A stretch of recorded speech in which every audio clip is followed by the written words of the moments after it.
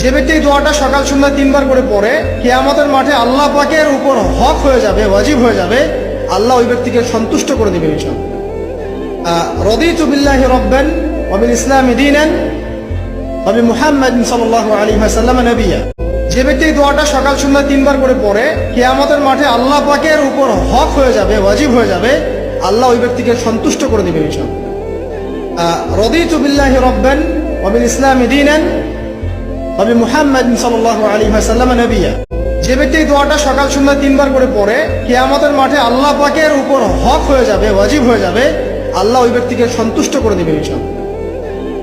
রাদিতু বিল্লাহি রাব্বান ওয়া বিল ইসলামি দীনান ওয়া বি মুহাম্মাদিন সাল্লাল্লাহু আলাইহি ওয়াসাল্লাম নবিয়্যা। যে ব্যক্তি এই দোয়াটা সকাল সন্ধ্যা 3 বার করে পড়ে, কিয়ামতের মাঠে আল্লাহ পাকের উপর হক হয়ে যাবে, ওয়াজিব হয়ে যাবে, আল্লাহ ওই ব্যক্তিকে সন্তুষ্ট করে দিবেন ইনশাআল্লাহ। রাদিতু বিল্লাহি